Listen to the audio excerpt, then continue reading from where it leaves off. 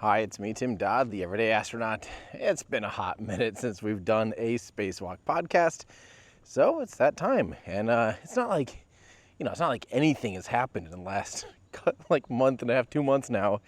It's not like the Falcon 9 had its first failure in 325 flights, or that we saw the first bits of, Block 2 of Starship, and it's not like Starliner is still on the International Space Station.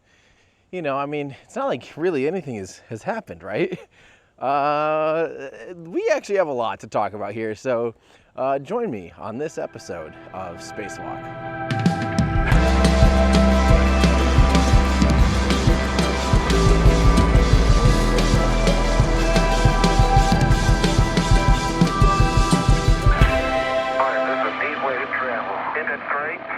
Alrighty, episode 7. Sincere apologies for this being, pretty much 2 months almost since the last one. I know that this defeats the whole purpose of this being like a bi-monthly podcast. Instead, it's like a bi-monthly podcast. Wait, how's that work?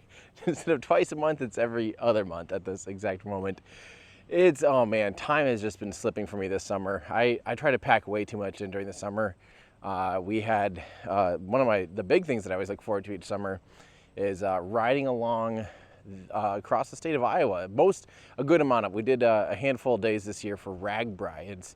It's I think one of the biggest organized group bike rides, cycling rides in the world.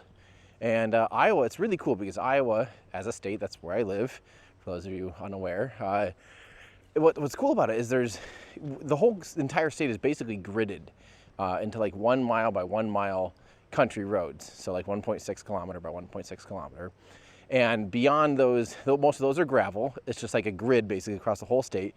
But there's also a ton of blacktops and highways across the whole state, and a ton of these little tiny farming communities. Every, on average, I'd say 5 to 10 miles in any direction, you're going to run into a small farm community. And so there's this huge bike ride, and it's super fun.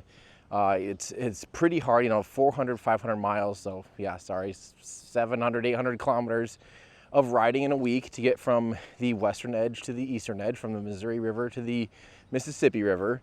And so you're riding you're riding for the entire day, basically, to get from point to point. And this year was the hilliest year. I know it doesn't seem like Iowa seems like it's flat, but it's actually a ton of rolling hills, and some of them are quite nasty, actually.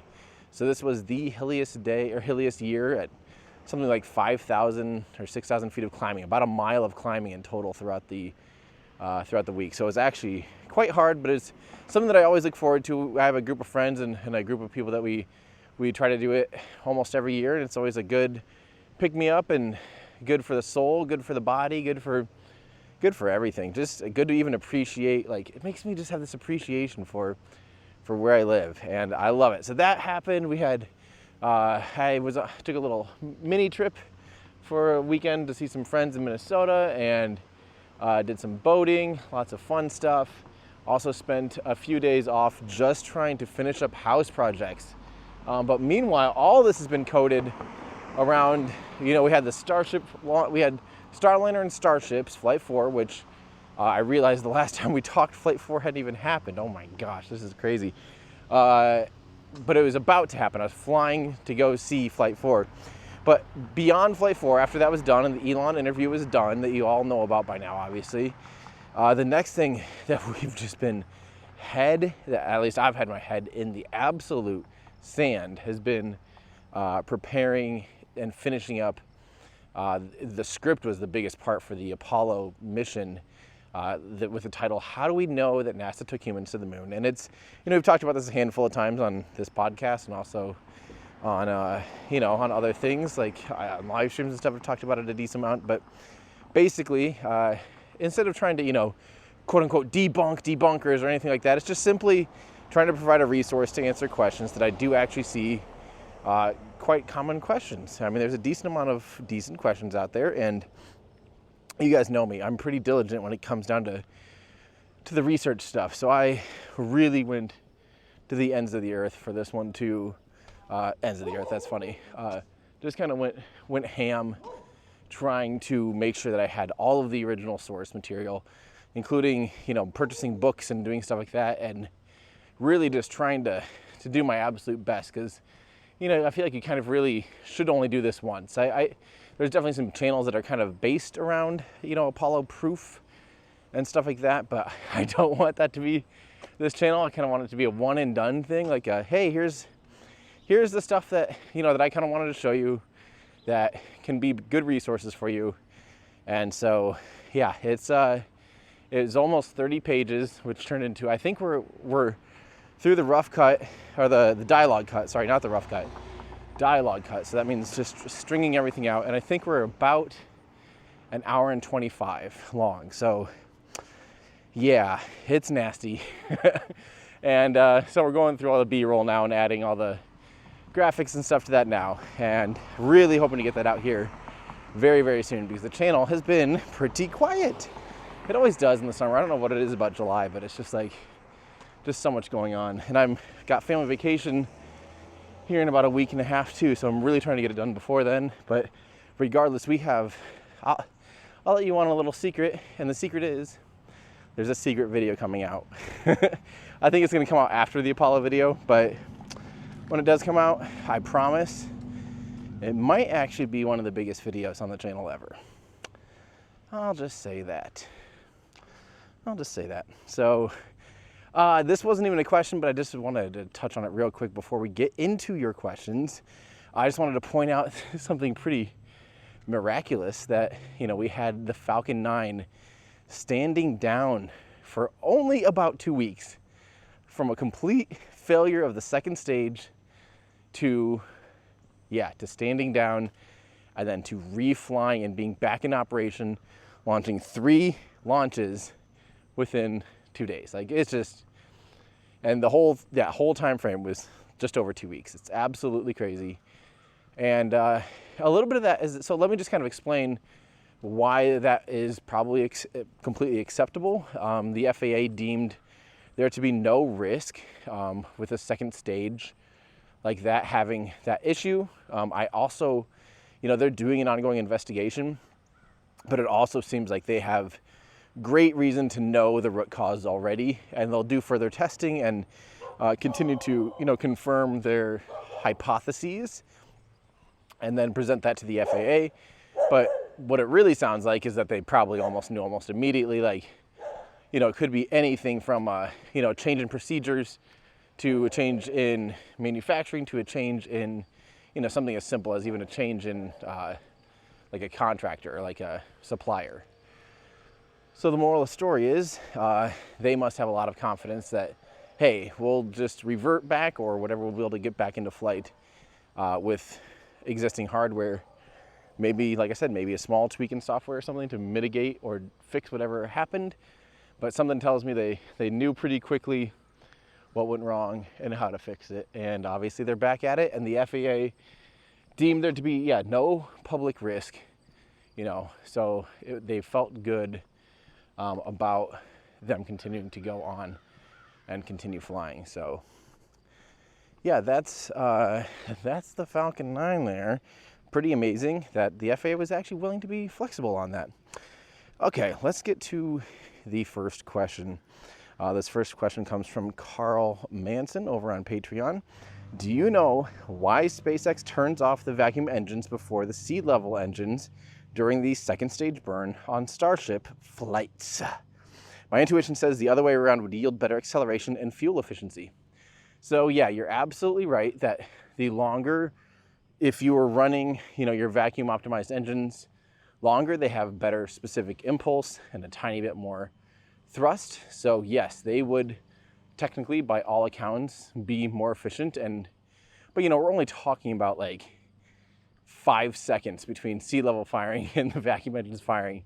So it's not even, it's quite negligible here really, as far as the amount of time spent between, 350 versus 380 seconds of specific impulse on a 6-minute burn. So it's not like a huge, we're talking tenths of a percentage or very, very, very minor amount of appreciable performance gain. So Pretty sure the main reason that they do that is so that they can, so when you shut down the vacuum engines, don't forget the vacuum engines cannot gimbal, meaning they cannot like swivel at all. They're completely fixed to the structure of Starship. And the only way that they can control anything with the vacuum engines is to use thrust differential. So that's throttling up and down the engines to be able to provide either pitch or yaw. But those three engines cannot, and eventually six, there'll eventually be six Raptor vacuum engines, but those engines cannot provide roll control. That would have to be either augmented by gimbaled engines or via some kind of thrust, auxiliary thruster. So, as you can tell in that explanation, that they need, if they want to have full control, including roll and pitch and yaw, then they really need to have the gimbaled sea-level engines running. So what happens is when you shut the engines down, if there would be any off-nominal timing, like if there's one engine that just took an extra little, quarter of a second to slow down and spin down, and it had a little extra auxiliary thrust or whatever, if the timing was just off by a fraction of a second, that is a lot of torque, that would spin the vehicle wildly out of control. And then there'd be really very weak control inputs of the warm gas thrusters to be able to, fix that and put it back into its position. In other words, like to repoint it and re-aim it and get it settled. So in other words, the best thing they could do would be to shut down the vacuum engines. And then if there is any bit of offset, if there is any bit of, wiggle or anything that made it, move from in its orientation at all, then the sea-level engines can null that out. They can just make sure it's perfectly smooth and then shut those down. And they can stagger those a little bit if they need to, so that the last one shutting down, and besides that, the three sea-level engines are aimed more or less straight through, the center of thrust of the vehicle. So if, say, he had one shut down earlier on those, the amount of torque it would put into the vehicle is much less than the engines that are on the far outer perimeters of the vehicle. So you have those three engines in the middle. So in general, when shutting them down, you wouldn't have as much of a movement arm, and they also can gimbal. So they can also null out any of their effects of the vacuum engines and the sea-level engines when shutting down. So that was a pretty long-winded explanation there of that process, but hopefully that explains it well enough. Yeah, I think that's the reason. I don't know 100% for sure, but pretty sure that's the reason. All right, we got another Patreon question here. This one is, do you think there will be additional delays in getting Starliner fully certified to fly crew? What would the pros and cons be in requiring additional testing after this current flight? I think there will for sure 100% be additional tests done for Starliner before it flies a crew operationally. This has proven to be still quite disastrous from Boeing, honestly. I'm not going to sugarcoat it anymore. And not that I have been sugarcoating it, but I've been in that mode of let's wait to see, hear any official word. And now we're starting to hear some more official word. And it really sounds like Boeing still did not do enough end-to-end testing. The big one to me is that they, didn't even discover the helium leaks before they flew, and then they decided to fly with them, which is okay generally, but they might not have really been able to associate all the other risks. Does that degrade the performance of the thrusters? Are there other things that they maybe didn't know that they haven't been able to qualify yet because of that issue? But that's not really the big one. The big one to me is they have, I believe it's 28 of the smaller thrusters in 4 quote-unquote dog houses in total. So there's these, and the dog houses basically are kind of the squarish doghouse looking things that are on the outer perimeter. So every 90 degrees on the outer perimeter of the service module of Starliner, there are these dog houses that house all the thrusters and all the high impulse thrusters and the low impulse thrusters. And basically, it sounds like they didn't even do full end-to-end testing of the thrusters in the doghouse, in their packs. And that's where we're kind of seeing a few of these issues. Also, there's some major thermal issues that led to some degradation of performance. And they think if the thruster is specifically facing the sun, which some of them are, because the vehicle often flies with the bottom of its service module facing the sun, because that's where the solar panels are. So if it's facing the sun to collect solar energy, and some of those thrusters are firing that are also aligned to the sun, they do not radiate enough heat away, and some of that heat soaks into these dog houses, potentially even to the point of, between the thrusters firing and the non-radiating cooling of these little thrusters from Rocketdyne, they basically just aren't even sure, if, it might even be degrading performance of nearby thrusters all inside that doghouse. I hope that made sense. It's hard to say this kind of stuff I use my hands a lot, so you're just having to use my words, and my words ain't none good. So, yeah, the moral of the story with that basically is they didn't do enough testing, which seems to kind of be a repeated sentence about every year. It seems like we're like, oh, shoot, they didn't quite do enough testing on the parachute or the software or the end-to-end testing of the whole system, blah, blah, blah, and it just makes you go, how much more do they need to do before they can actually call this a real vehicle capable of actually flying real missions? It's like, now they're saying no earlier than August 2025 for the first operational missions, 11 years after they signed the contract with SpaceX. That would be 5 years after SpaceX first started flying humans. And I think that's optimistic. I personally do not think that August 2025 is going to happen. I think that's a pipe dream at this point. But, we're looking at I don't know, if they really have to do a bunch more testing. And this whole thing is still wrapped up in a giant question mark at this point of, are they going to bring down Butch and Sunny in Starliner, or will it go to Dragon? And it does sound like that potentially is an option. That we don't know. Again, these are kind of, I don't want to get into just rumor mills, but it does sound like there's some people doing feasibility studies on what would it take to send the next Crew Dragon capsule up with only 2 seats utilized, so they can bring the 2 people, Butch and Sunny, back down. It would require bringing up SpaceX spacesuits. And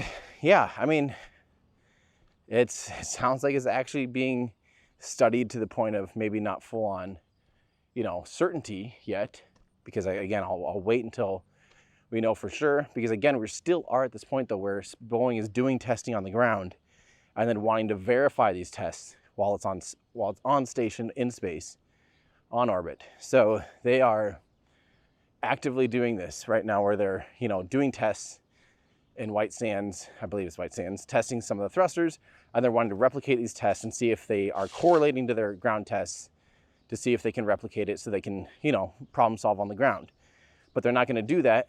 They're not going to even, they just have a lot of data to go through at this point. And it's just kind of getting to that point where you're going, okay, well, so now what? Is it dire enough that we need to get them down using another vehicle? And only time will tell at this point. And it's getting, I hate the headlines that are all astronauts stranded, astronauts, lost in space, all this stuff. It's like, no, they're safely on the International Space Station. They realistically could be up there if they had to for several months. There's nothing prohibiting them from staying on the station for a long time. They're not lost, they're not necessarily stuck, but their vehicle there is a question mark on its end-to-end safety for reentry. So I really hope that both NASA and Boeing don't feel like there's too much pressure to have to return them, in that they actually are looking at other options, because there is a decent chance that this thing can re-enter just fine. You can make up for, if you have 5 out of your 28 thrusters with some performance issues, and after they got to they're getting down to the point where only 1 is considered inoperable out of 28. So that's, that's pretty good odds. Like less than 3%, less than 3% or 4% of your thrusters are actually malfunctioning. So that's pretty good. There's a decent chance that this thing can absolutely re-enter and land completely safely, completely on target, completely nominally. And, and it would have been totally fine and not overreact by having to, quote unquote, rescue the crew from a spacecraft that is completely capable of doing its job. And that's honestly where they're at. They're trying to figure out, can the spacecraft do its job safely? And I just hope that they, I sincerely, I hope that my tone here is being realized as completely genuine and completely sincere, that obviously I want the safety first and foremost of the humans on board. But I really do hope that they can figure this out. And it's a great shame if a vehicle has billions of dollars spent and can't be utilized for its missions. That's devastating. That's terrible. I don't want that. That's a huge waste of money. It does suck that we're to this point where it's like we actually do question that. But yeah, that's the story of Starliner and where we're at right now. So let's go on to the other questions here. This one comes from from Luftwaffles. Yes, waffles, not Luftwaffe. And this one is from on our Discord channel, which I think many of you probably are in there already if you're a Patreon member. And this says, since the ISS is soon to be deorbited in the next few years, what are your thoughts on all the new space station designs from private companies? To be honest, this is one of those I only know, and I've really only kept up with about two, or kind of have even really too much knowledge on two, which is Axiom and Vast. And there's this is an exciting thing. This is something that I intend to do a video on when we get close to having the first private space stations launched, because it's something that I want to learn about. And but at the end of the day, the International Space Station requires a lot of labor. It requires a lot of money to keep it going. And I really hope with all the lessons learned and with a clean slate design that private companies are able to build a very capable space station that doesn't require as much service, that can free fly without humans on board, that can do a lot of things that the International Space Station can't do. And just look at the inside of the International Space Station. It is a jumbled mess. So I don't know what the answer is there. I don't know. Well, maybe it's just don't have it be quite as like modular and open, and just kind of have more set rules of like, here's what this vehicle is going to look like and do. And you're allowed to bring, 2 upgrades or something. I don't know. Because I think that's half of why the ISS looks the way it does, is just because they keep expanding, running cables everywhere, upgrading computers, doing all these things. It's just the definition of a smorgasbord. There we go. We have Tim trying to speak German way too much today. But yeah, the reality is I'm really, really excited for the commercial space stations. I hope it's going to be as big of a success. Oh, geez. It's hard to say that actually right now. I was going to say as big of a success as the commercial crew program, but I just went on like a 30-minute talk about how Boeing is, that's not going very well at the moment. But let's say I hope it's as big of a success as how SpaceX has had success in the commercial crew program. I hope the commercial space station program kicks off and is going to be awesome. And like I said, I'll do more research on that here when we make a video on it in the future. But one of the big things is that, Vast is building their space station around Starship. So they're literally building their space station to be able to be launched on Starship, because they really see that as like, hey, if we can launch, a space station almost the size of the International Space Station in a single launch that costs, let's say $50 or $100 million, then that's absolute game-changing compared to the cost of the International Space Station. Sorry, it's kind of loud here. Yeah, the International Space Station, every launch on the space shuttle is, $1 billion+ dollars. So this being able to launch one module on Starship is, yeah, that right there is really, really exciting. So we'll get more into that in the future, but I just wanted to express my interest and my excitement for space stations. And last, we have one more from Tom S. on Patreon, and this one's going to be kind of quick. I'd like to see you address the problem of restarting a rocket engine in 0G. What are the details? Do you need to accelerate the rocket? How much? And how do you add tank, and how do the tank baffles figure into the problem? Okay, the answer to this is I have a video called How Do You Start a Rocket Engine? And we go very specific into how do you start a rocket engine in space, and specifically in 0G. And the quick answer is, and so you don't have to watch the whole, I don't remember, hour-long video or whatever it is, but for restarting an engine in space, the big thing is you have to have an ullage motor. You have to have a motor, and this is for, if you have a bipropellant pressure-fed system, there are tricks where they can like keep the propellant wicked onto these baffles and stuff, and they can literally make it so you don't even have to do an ullage burn. But an ullage burn is where you have sometimes it's a solid booster, like on the Saturn V.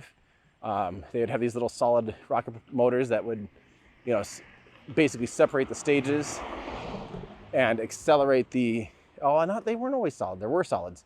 But a lot of times nowadays, people just use a cold gas thruster, and they'll just use nitrogen or helium, and they'll just do a little bit of an impulse. And all you have to do for the impulse is you have to move the rocket enough, you could move it basically one rocket length would completely capture any bubbles. And by capture bubbles, I mean it's basically, it becomes a buoyancy thing. As as you accelerate in a direction, all of the more dense propellant will go towards the bottom of the tank, and the lighter gaseous propellant will float towards the top. And you're just trying to make sure you're not going to ingest any gas bubbles. So you just do a little impulse.